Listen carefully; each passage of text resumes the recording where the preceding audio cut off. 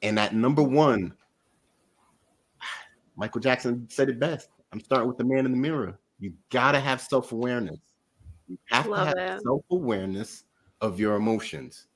I And thought you were being going to say beat it because you're not getting sex at home. Five, 4, 3, 2, 1.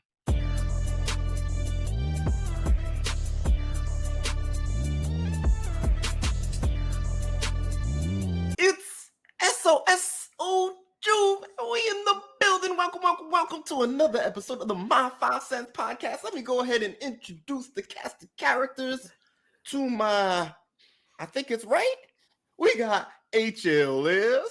I bet your line stepper in the building. What's up, everybody?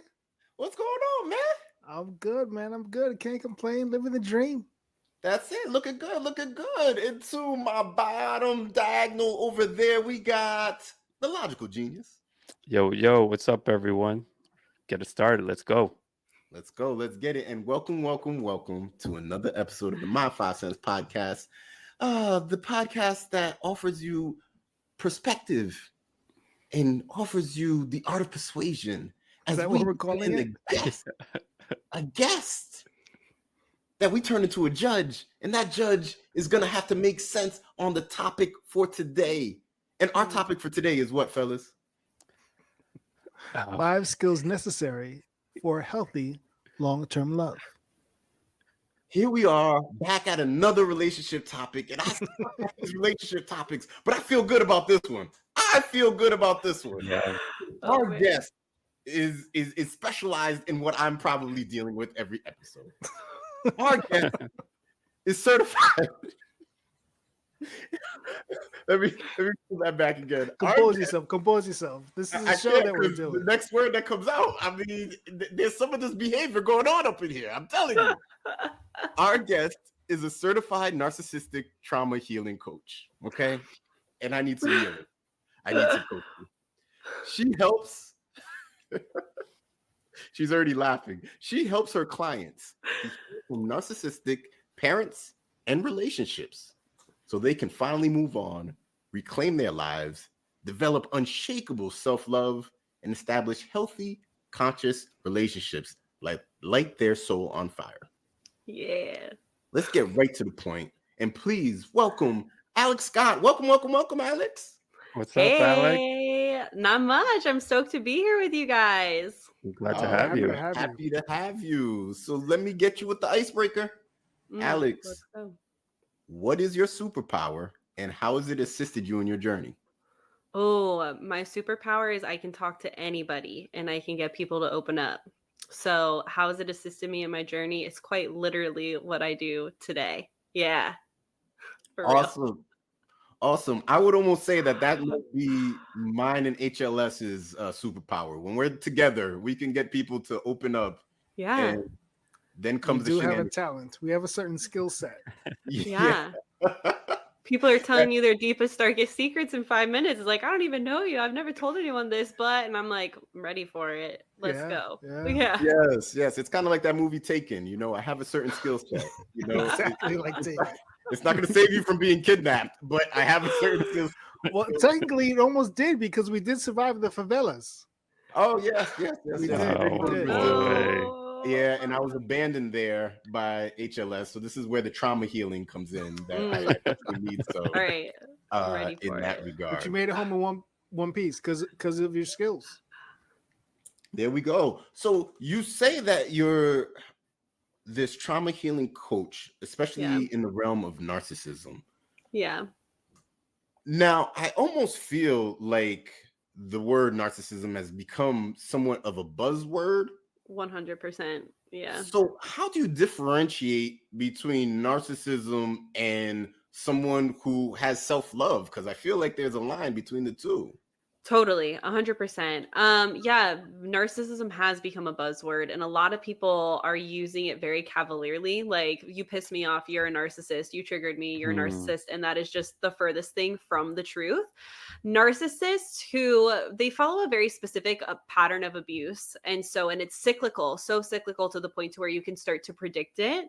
And so for anyone who's truly survived a narcissistic relationship, it feels way more like plotting your escape than it does like having a normal breakup, because you have to be kind of calculated about it even as you exit the relationship.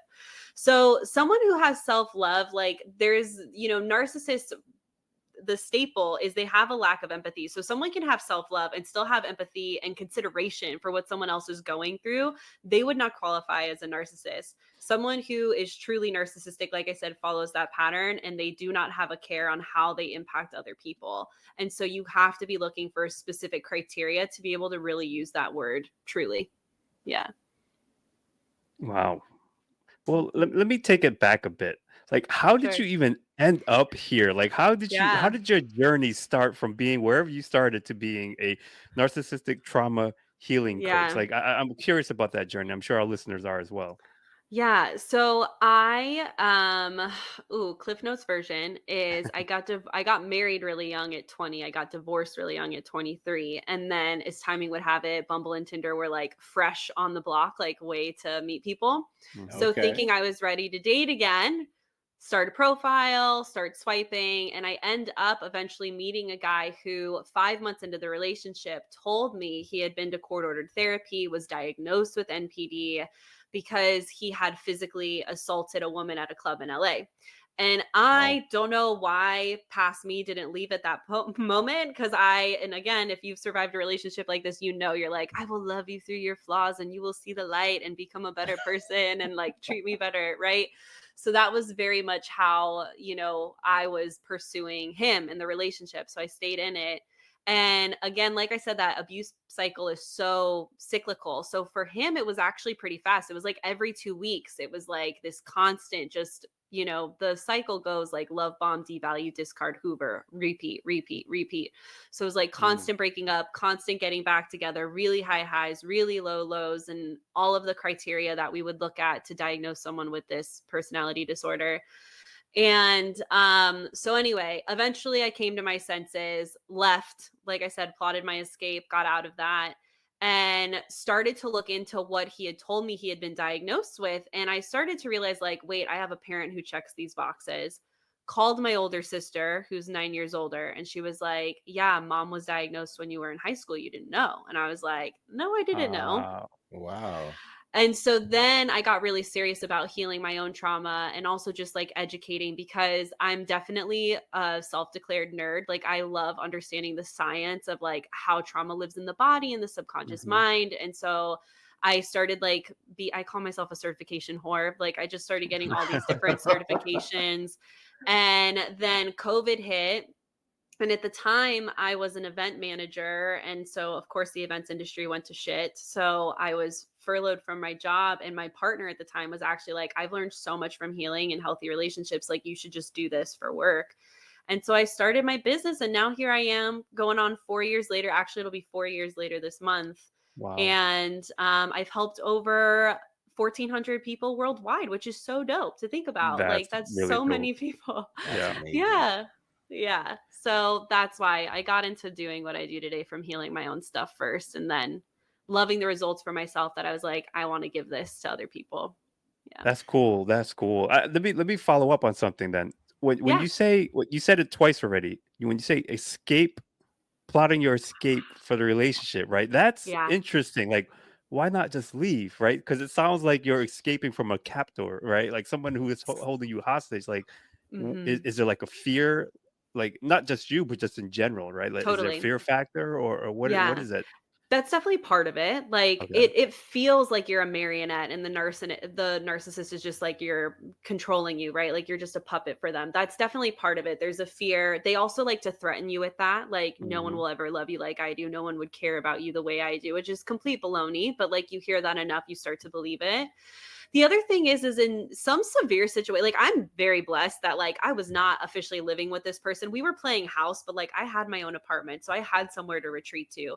But one of the staples when people are in these long-term relationships, they isolate you. They literally take you away from your support system. So like you don't have the friends and family that you used to have because they tell you that those people aren't good for you. And the reason it's calculated because these abusers want you to have less and less influence, because the more people you start talking about, like this is what's going on, the more people that are going to be like, "Are you sure that's healthy for you?" And then you're on the scent of their trail, right? So it really does feel like plotting your escape. And the other reason is because you cannot have a normal breakup combo like you would with anyone else. Like, hey, like really appreciate our time together. Like, this isn't what I'm looking for though. Wish you all the best. You cannot have a conversation like that with a narcissist, because two things will happen. One, they are going to try to say everything you want to hear to manipulate you to stay.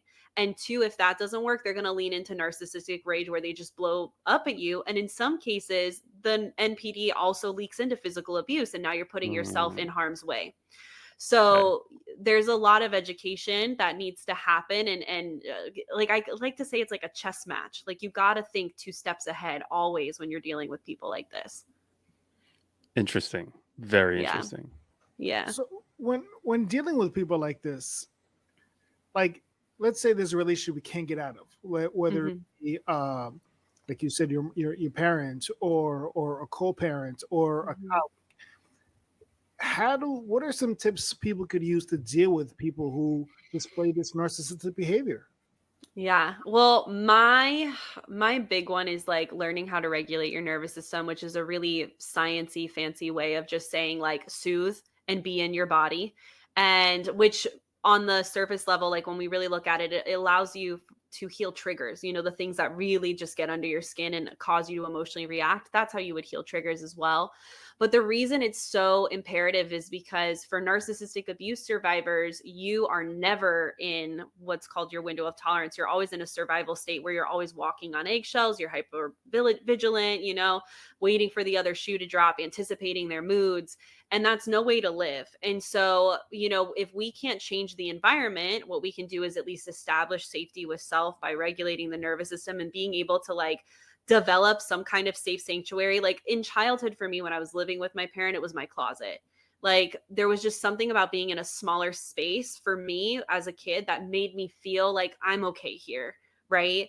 Other people, it might be like a tree house, right? Or a gazebo, like any kind of escapist way. For some people, it's their car. Like I have so many clients when they're first divorcing their narcissistic partner, they're like, I hang out in my car because it's the only place I feel like I can just be, you know? So I think one is finding a safe space that you can really make your own, no matter what that safe space is. I think learning how to regulate your nervous system for sure.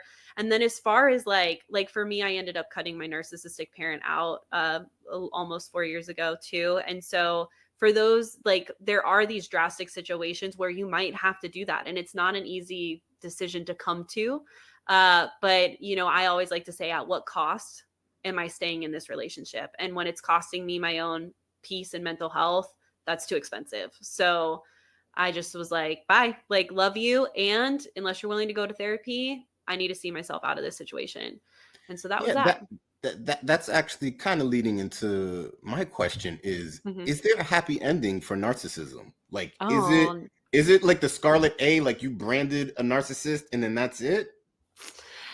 Well, I mean, so there's 2 things I want to say here. Like, can a narcissist change is very different than will a narcissist change. Okay. So like when we look at the underbelly, if you will, of where narcissism comes from, it comes from deep, deep, deep unresolved trauma. And the beautiful thing about our brains is that they're plastic, right? They're malleable, neuroplasticity, right? So that means that we as humans have the capability to heal if we desire and if we remain consistent. It's like the same thing is going to the gym. I tell my clients, you got to get your healing reps in. You know, you don't go to the gym do 50 crunches and leave thinking you're going to have a six pack. That's not how it works. You have to be consistent. You got to show up even on the days where you don't feel like it. Same thing with healing. And so we have self-aware narcissists who have been diagnosed, who have gone to therapy, who stay in therapy for years, wanting to figure out how to manage their personality disorder. So I feel like we need to give credit to those people. However, at the same time, it is very, very, very rare. And so I always like answer this question with caution, because I don't want someone to hold out for hope when it is something that really rarely happens. And it's usually court ordered, like I mentioned with my experience before. And so the sad reality is, because narcissists are incapable of sustaining any kind of relationship, not just romantic, but like parental, friendship, co-working, all of that, they really don't have happy endings, because they end up isolating themselves by the way they treat people, right? They can't have deep, vulnerable friendships because they're incapable of the empathy that a friendship requires to sustain for years. Like it sounds like y'all have, you've been through thick and thin together. You're able to call one another up and be like, yo, this is what I'm going through. Can I have you play devil's advocate? Or like, what advice would you give me? Or like, hey, just hold space for me while I feel my feelings. Like narcissists cannot do that. And so because of that inability to do so, they literally usually have pretty lonely lives, especially towards the end as they get older. Yeah. So what you're saying to me is that narcissism is the psychological herpes. Like you just can't get rid of it. You just can't get rid of it. Wow. It's over. You just can might have an manage it. outbreak. Yeah, you have an outbreak from time to time, but that's it. It's with you. Yeah, you can manage it, but it's not something that's just like you pop a pill and you fix. No. Yeah. Damn. That's a scary thought. I mean, Damn. Yeah, for real. Damn. Like because it's basically terrified. it's almost like saying you have it, like just the herpes. I'll say an incurable disease, and there's really nothing you can do about it. And the fact that you're saying that they can't, right? That narcissists can't, and they won't have happy endings at the end of it, which is a scary thought. If I were all of a sudden said, well, you're a narcissist and good luck to you, but there's nothing you can do for yourself. That's very scary. Yeah. But it's almost like you have to, the only option is to cut off. Like, because it seems like if you're a narcissist, if I'm the narcissist, I won't even recognize that I'm the narcissist, because my narcissism won't even allow me to, correct? Exactly. They can't self-reflect. So it's like, that's why we see a lot of the abuse behaviors that we see, like gaslighting and blame shifting and triangulation. They're always, I like to say their motto is rules for thee, not for me, right? Like this has happened because of you. This applies to you, but not me. They have that inability to self-reflect. And so, like I said, it's usually court ordered and why they get diagnosed, because some crazy thing happens. They get their butt sent to therapy because of whatever happened. And now this is coming to the light. And so like there's one self-aware narcissist that has a pretty good following that I definitely lurk. And I think what he's trying to do is so admirable, because he's trying to educate people on his own narcissism, but he's married with children and very much owns up to like, don't stay with us. Like it is not easy. Like he gives a lot of credit to his wife for sticking with him, and they go to therapy all the time, and he's in therapy all the time on his own and has been for over 5 years. So it's like, again, you can manage it, but there's gonna be a lot of like, it's almost like holding a porcupine. Like, yeah, it's cute and cuddly, but like you can get hurt, and you will get hurt. So that's actually a pretty well. Before I ask my question, I just want to put out there, the My 5 Cents podcast is not herpes shaming anybody. So all of you listeners, we're not herpes shaming. Thank you for the disclaimer, HLS. Yes. Yeah. But let me ask you this: you said it's kind of like holding a porcupine. Yeah. Are narcissists selective in any way? Like, can you have these tendencies for certain people but not the world?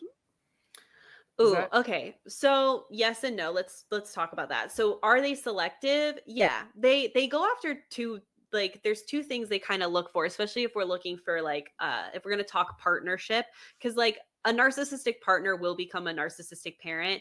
Like narcissistic parents do not choose their children. Does that make sense? So it's like if they're seeking partnership, they're going to go after someone who has these two criteria. One, someone they admire. Narcissists date up. Okay. So if you have been with a narcissist, consider it a compliment in a weird ass way, because like they have valued something in you, right? But at the same time, they go for someone who they can take advantage of and they can see they can take advantage of you. So someone who has empathy without boundaries, right? Who overly gives, who overly forgives, who has too much compassion. Because compassion is a wonderful thing to have. But going back to what you said at the start of the show is like, they can have self-love, but there's a consideration for how other people feel. Like a healthy human is what I'm describing, but that comes with limitations, right? It's like, if you burn me, I'm going to notice that and I'm going to hold that boundary, right? That's what a healthy human can do. They're like, you've proved me once, right? This is the pattern you have. Now I'm going to make a conscious decision moving forward on how much access you have to me. That's healthy human behavior. Someone who has empathy without boundaries is like, well, let me give you more love and see if I convince you to be a better person. Let me give you more grace. Let me give you more forgiveness. And I'm just going to keep on giving, keep on giving. So of course that person is going to suck the life out of them because they have proven to the narcissist that the narcissist can treat you any which way and still have access to you, you know? So they're selective for those two things. Wow. Yeah. Are there levels to it? Oh, hell yeah. Narcissism's a spectrum. So like on the Okay, lower that's what I end, was ask. yeah, on the lower end, we have someone who has like narcissistic tendencies who like Mm-hmm. might be a relatively pretty good friend, but then every once in a while it's like, ooh, like that was kind of narcissistic, right? And then you have people who are full blown like NPD, straight up like, you know, follow the abuse cycle, have the diagnostic criteria for the personality disorder and all that. Yeah. I mean, it makes you wonder, like, if there's anyone that's level like 0, right? Are there people who Yeah. have no levels of narcissism in them? Like, Yeah. I'm curious who that person is, because I feel like some of the things you described, like almost every single person I've known, friend, Right. family, coworkers, casual meetings, has some level at certain point, or demonstrates that level at certain point. Like, I feel like it applies to any and everyone. Right. There are some folks on the interwebs that say healthy narcissism is kind of what you're describing, where it's Okay. like you have limitations for what you will and won't tolerate. I I think that waters down when we use that, like healthy narcissism. I think it waters down people who truly have been exposed to narcissistic abuse. It waters down their experience, right? Because it's like the word that's being twisted to be like Hmm. healthy narcissism. What I like to say is like you have self-respect, you have self-love, and you have boundaries, right? Now, to some people, that might seem narcissistic because of the lens in which they're interpreting those behaviors. But that's why we need to look at the holistic person and watch for the patterns of behavior to even be able to use that word. Does that make sense? It does. Yeah. It Okay. does. Yeah. Is HLS, I this felt like something you you need wanted to to get in be there. diagnosed with? Like, Yeah. Yeah. Technically, like narcissistic personality disorder is a diagnosis that can only be given from a psychiatrist, which I am not. I do not diagnose Okay. anyone. I do not diagnose anyone. That's not my wheelhouse. My wheelhouse is in trauma work, right? So it's like I never question someone's experience, because when we look at trauma, when we question someone's experience, it really starts to re-traumatize them. So a lot of trauma work, we really need to lean into validation and understanding and curiosity to be able to get through to the patient in this scenario and then like unwind the trauma from there. But that's why I like to use the word narcissistic versus calling someone a narcissist, because it's like, Okay. unless they have a diagnosis, you can't say you're a narcissist. You can say, wow, you're being narcissistic. Those are two very different words to me, at least. Yeah. understood. Yeah, Tendency versus actual behavior, I guess. Right. exactly. Yeah. Yeah. Mhm. My goodness. So I definitely feel Uh, enlightened. I don't know about We need you yeah. guys. breath. Like, I was going to ask, is there a survey I can take just to make sure that I'm not in the yeah. spectrum? I don't know. Oh my God. The I feel level of like you were talking sadness my that I would life. have, I'd be like, guys, I have narcissism. Like, it's over for me. Like, cut me off. Like, oh my gosh, I just, oh. So It's a lot to we've, process. yeah, we've talked a lot. I feel like maybe more towards the negative piece, I but this know. topic is really about love. Yeah. Let's talk about the good stuff. What a It's really, transition. What a transition. yo, this transition, that might have been the most stressful transition on the show. Yeah. We're in our third year. That one, I'm like, Uh, oh man, the narcissism. It's oof, It was heavy. heavy. It was heavy. It is Yeah, that was heavy. very heavy. definitely heavy. So we're going to get into our topic for this week, and our topic, as mentioned by HLS, is the 5 skills necessary for a healthy long-term love. And what's going to happen next is Logical Genius is going to break down actually what's going to happen next. All right, Alex, you've established your credibility with our listeners and with us, so you know your stuff. As crazy as that segment was, we've established the things dealing with relationships and all of that. So what we're going to do for you today is present to you our top 5 skills necessary for healthy long-term love. Each of us, HLS, SoSo Juv, and I, are going to present to you our list on this topic, and you get to decide who has the best list. We don't know what each other's lists are. I don't know what HLS has. I don't know what SoSo Juv has. I know what I have, which is the best list. But you get to decide. You get to decide which one of us has the best list. We want to know who's in third place. Okay. Because we need to laugh at them. We don't care about second no place. participation trophies here. Yeah, no participation None. trophy. We don't give a damn about second place because why? And we need to know which one of us has the best list. And you get to decide that. Cool. Let's go. All right. So, HLS, our habitual line stepper, can you please explain to our guest what is the criteria for judging? So we kind of just talked about it, right? There's a criteria that you need to pass to become diagnosed narcissistic, right? There's also a criteria for judging, which is there is no criteria. None. You might like the fact that I am self-diagnosed a champion. Not narcissistic, just a champion. I self-diagnose myself, and that's why you might choose me as number 1. You might like the fact that I have gone through trauma listening to this every single week. Every week I have to listen to this, and therefore I need to be healed in the trauma, and therefore that's why you pick me.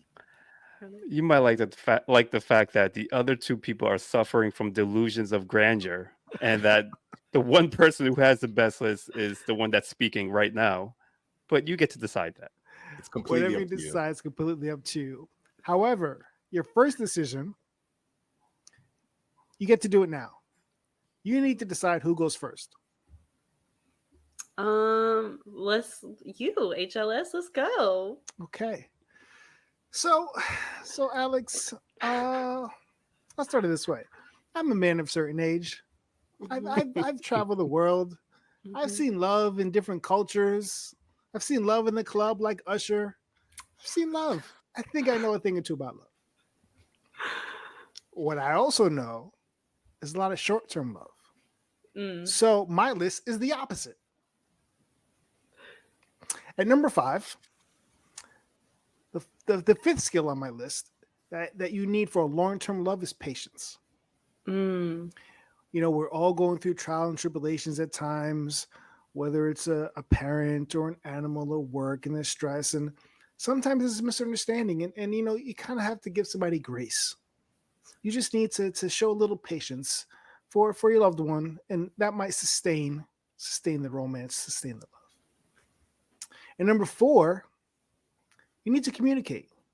But the trick is you need to be effective. You need effective verbal and nonverbal communication. Everybody could talk, but not everyone knows how to communicate. It's very different. And number 3, you have to know how to negotiate. I do dishes. You cook. I'll go to your parents' anniversary if you come to my sister's wedding. And that also kind of ties into teamwork, right? Where so like you can only have one quarterback. Hey, listen, this is my role in this relationship. I'll be the breadwinner. But if I'm the breadwinner, you have to do your part. Whether maybe you cook, maybe you take care of the kids, maybe take care of the house. There has to be a balance of power. There has to be teamwork involved. That way no one feels like they're taken advantage of. And number 1, the number 1 skill you need to have for a healthy long-term love is empathy. There are times where someone's going through something. You have to be able to feel it. We had an episode, I think it was year 1, with the lovely and talented Janie Marie, I won that episode. Thank you very much. And one thing on my list was feeling alone even when you're together with a partner. Mm-hmm. But you have envy to the person, you may not feel alone. Mm-hmm. And that, Alex, is my 5 cents on the 5 skills necessary for a healthy long-term love. He's setting the bar high, y'all. That was impressive. That's Thank not you. that high. Thank you so much. I'm in I'm therapy. excited to hear. I'm in therapy. This is where I learn all these things. Yes. Love that. What do you want to hear from next? Juve, let's go. In the building. Oh my goodness. The nonsense that, well, it wasn't nonsense, Yeah, you but love we, it. we, You love it. we're just Low-key going to love go with whatever it is that HLS said. I am in the building, and I'm going to give you my 5 cents on the skills necessary for healthy long-term love. And Yeah. at number 5, we have listening for understanding. Mm. Far too often, people listen to respond as opposed to listen to actually understand where the other So person true. is coming from. Mm-hmm. At number 4, I had empathy, but in this recording, you said something that triggered me. So it's empathy with boundaries. Gotta have boundaries on your empathy. So that is my number 4 there. You gotta it's not just empathy, it is Nice empathy twist. with boundaries, because Nice twist. empathy with no boundaries, I have just learned, not a good thing. Mm-hmm. At number 3, clear expression of expectations. Mm. See, there's this thing that was going on social media, something about a man used to sleep with his wife or his girlfriend, maybe fiance, and then all of a sudden the faucet had just turned off. And there was a big conversation about whether or not that is in the contract and whether or not it's actually discussed beforehand. I don't think people talk about that enough. They think that, oh, we get married happily ever after, but don't talk about what does that happily ever after actually look like. Yep. Like, hey, when we get married, yeah, I still expect to have sex 3 times a week, 4 times a week, whatever it is that your number is. And that doesn't happen. And therefore, it leads to that short-term love.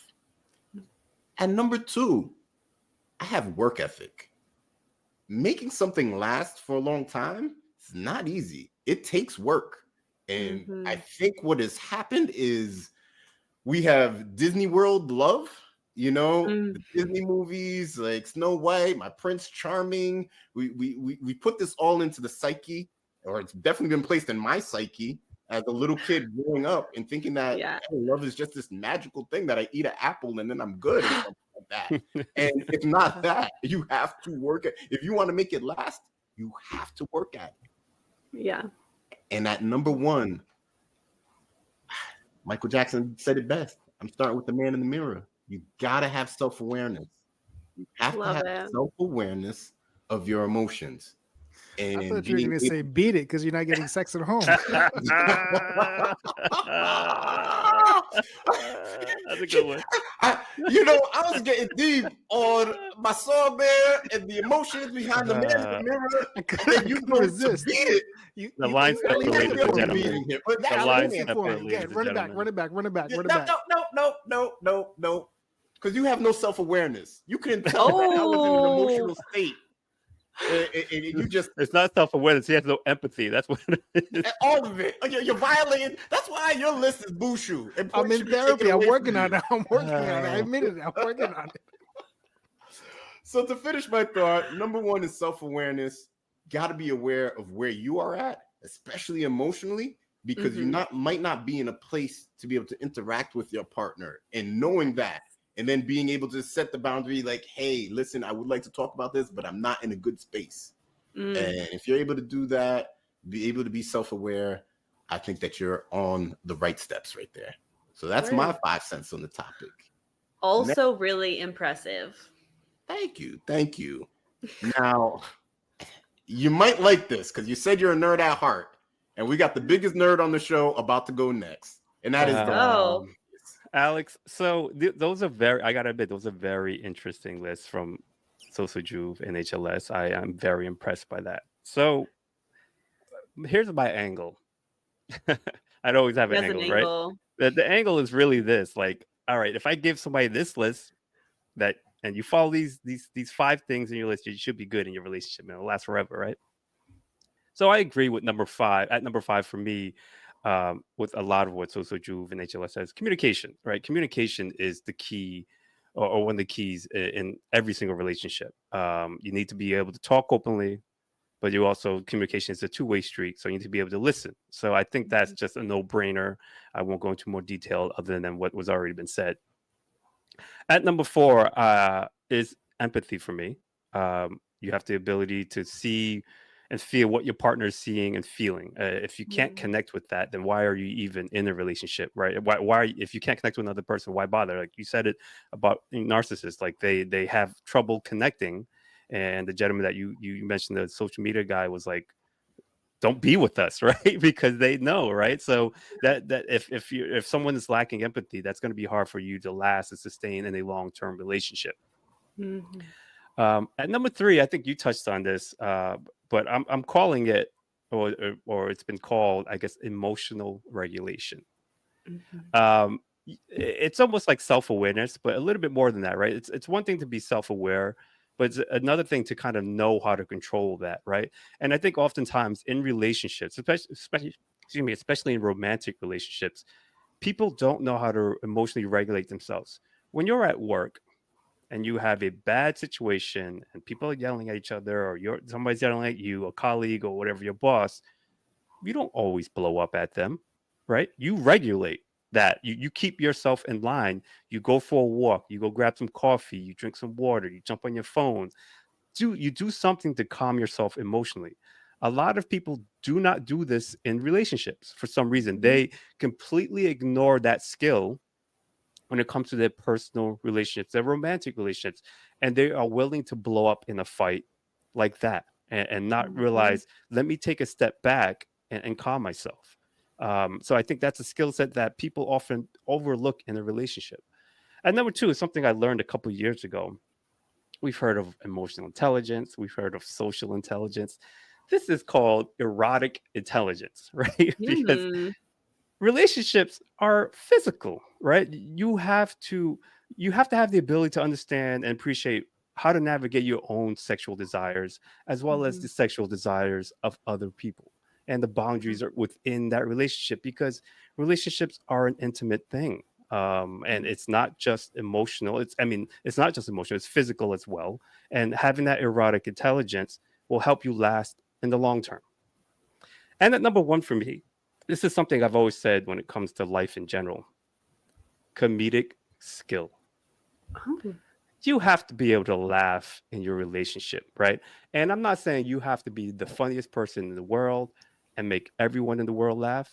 Make that one person you love laugh. That's all you need to do, is to make that one person laugh. And if you can make each other laugh and be in this relationship, you'll see that you'll have a much longer and fruitful relationship, because laughter converts into other things. It becomes positive energy.